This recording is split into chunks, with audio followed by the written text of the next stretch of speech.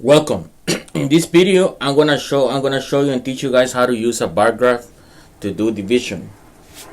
This is usually seen in 5th grade, 4th grade. So let's get started. So basically, if you wanna do a division that looks something like this, 850 divided by 2. The way you do it is like this. To model using a bar graph, you have to draw a big rectangle, then a bigger one, then a smaller one, and then a smaller one, the smallest.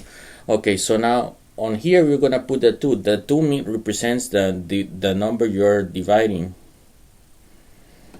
So, and then you have to split 850 into three parts, so that you're able to make it to do the division easier. So for example, this will be 800, this will be 40, and this will be 10.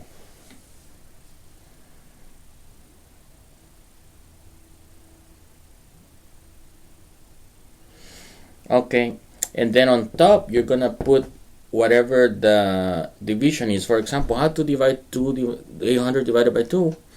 So you're gonna put 400 here, half of 40, 20, half of 10, 5, and then you're splitting the division into three parts. So then 850 divided by 2 is gonna be 400 plus 20 plus 5, and the answer is 400 plus 20 is 420. 420 plus 5, 425, and that's your final answer.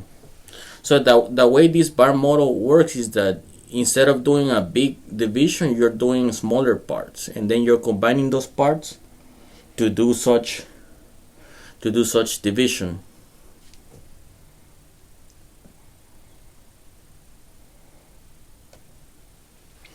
All right, let's do one more.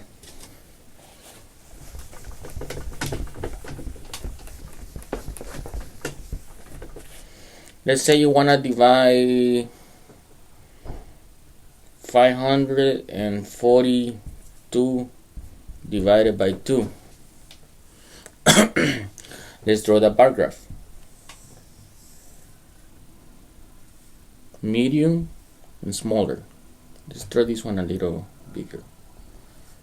So this is the medium, this is small, this is the large. So we're gonna put 500. So we're splitting the 42 into, and then 40, and then 2. Basically, each unit you're gonna put it here. Sometimes you have to do it a little different, so that way you have to split it so that way it works out. But most of the time, if you're getting like a number, then you get the. So this 542. This will be the ones place, the tens place, the hundreds place. So you put the hundreds here, the first here, the tens here, and the hundreds here.